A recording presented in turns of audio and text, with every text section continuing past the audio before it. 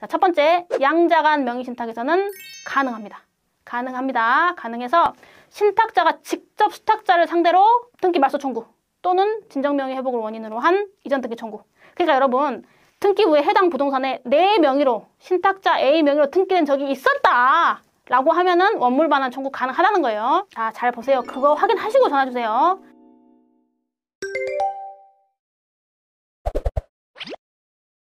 안녕하세요. 나는 변호사다. 김세라 변호사입니다. 명의신탁, 그러니까 주로는 이제 부동산에 대해서 행해지는 게 많죠. 부동산 명의신탁이라는 거는 이름만 다른 사람 명의로 해놓는 거예요. 사실은 다 내 거예요. 살 때도 내 돈을 냈고, 관련된 서류, 등기 권리증을 포함한 모든 서류도 다 내가 보관하고 있고, 세금도 다 내가 내고, 그 집에 대한 모든 관리, 사용 수익도 다 내가 해요. 다만 명의만 다른 사람 앞으로 해놓은 거.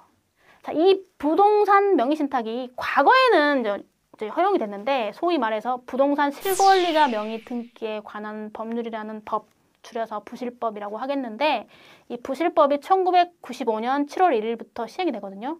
그때부터는 다 불법이 되버려 사실상. 자, 그러다 보니까 이런 거예요, 여러분. 이제 A가 믿는 사람한테 보통 맡기겠죠. 믿는 사람 뭐 친구가 됐든 가족이 됐든, 보통 가족이 많은데 명의만 B한테 맡겼는데 한 5년 후에 내가 이제 돌려달라, 명의를 돌려달라라고 이야기를 하니까 B가 이러는 거예요. 이거 내 건데? 내가 찾아보니까 명의신탁은 불법이고 뭐 과징도 내야 되고 형사처벌도 받고, 이게 명의신탁이라는 거가 까발려지면 너도 감옥 가야 되고 나도 감옥 가야 되고 넌 과징도 내야 된다더라. 그리고 이거 내 거라더라. 명의자 기준이라서 이러는 거예요. 자, 그래서 A가 변호사 사무실에 전화합니다. 변호사님, 이거 제 건데 찾을 수 있어요? 명의 찾을 수 있고 명의 찾는 소송이 이길 수 있다면 하고 싶어요. 이런 문의가 하루에도 진짜 몇 통씩 오거든요. 자, 요런 사건에서는 결론을 일률적으로 드릴 수가 없어요. 첫 번째로는 해당 명의신탁의 유형을 알아야 돼. 유형에 따라서 답이 달라져요. 근데 여러분은 밑도 끝도 없이 무조건 명의신탁이라는 거야. 그러면은 안 돼요, 절대. 자, 지금 제가 얘기하는 거 잘 들으시고 제발 이 정도는 하긴 하고 전화를 하세요. 명의신탁 유형 크게 3개. 첫 번째는 양자간 명의신탁.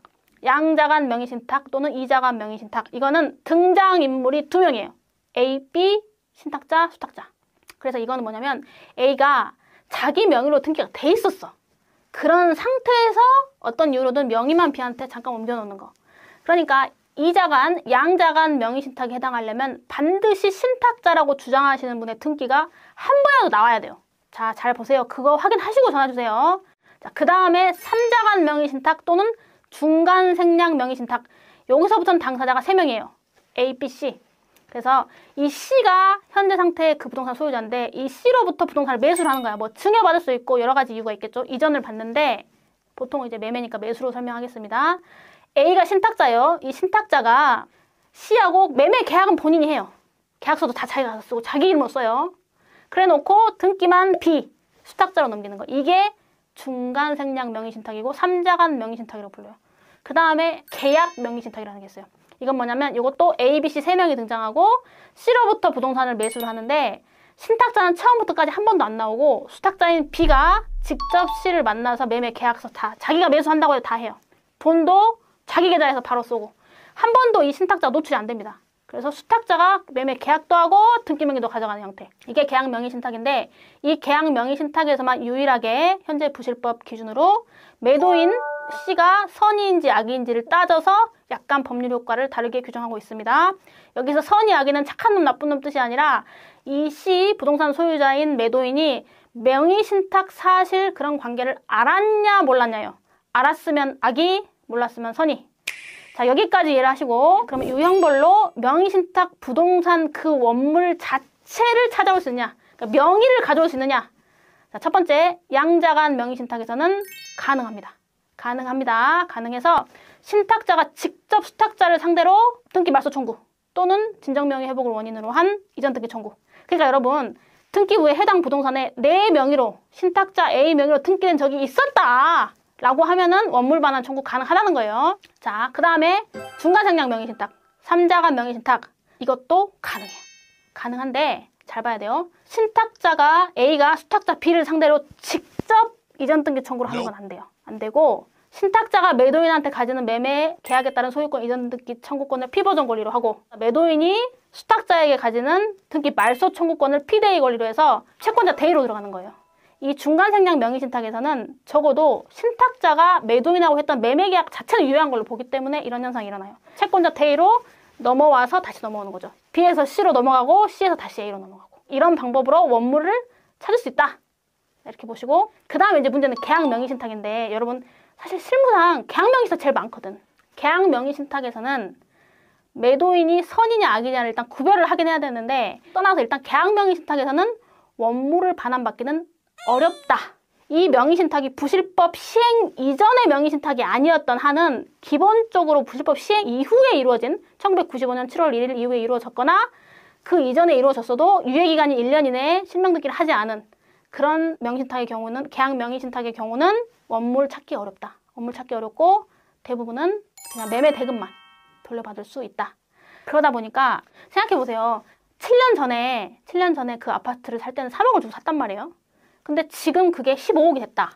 그러면 이 신탁자 입장에서는 3억밖에 못 돌려받는다 그러면은 우라통 터질 거 아니에요. 그 15억짜리를 내가 갖고 와야 될 거 아닙니까? 내게 맞으니까.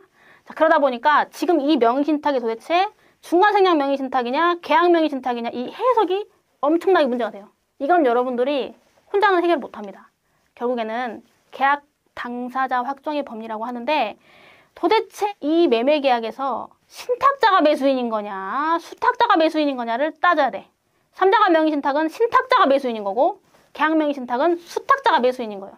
그래서 계약서의 형식상 이름이 누가 들어갔냐라는 게 중요한 게 아니라 실질을 따져야 돼. 실질. 그래서 이 매매계약에 따른 모든 법률 효과를 신탁자에게 기속시키려 한다는 거에 대해서 이 매도인 C, 종전 소유자하고 합의가 있다, 이런 부분에 대한 주장 입증에 성공한다면 이 계약은 중간생략 명의신탁이 되고, 그래서 신탁자는 대의로 해가지고 원물 찾을 수 있다.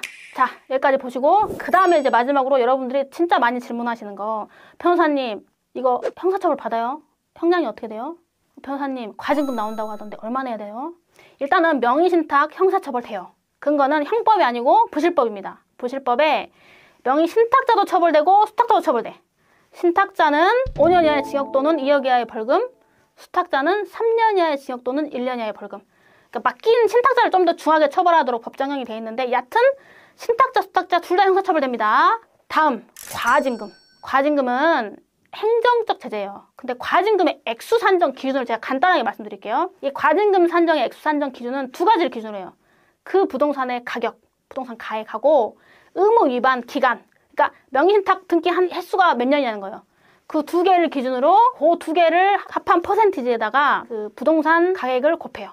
그러니까 저한테 무턱대고 전화해서 변호사님 저 이렇게 명의신탁했는데 과징금 얼마예요? 답을 할 수가 없어요. 의무 위반 기간이 얼마인지, 그 부동산 가액이 얼마인지 다 따져봐야 된단 말이에요.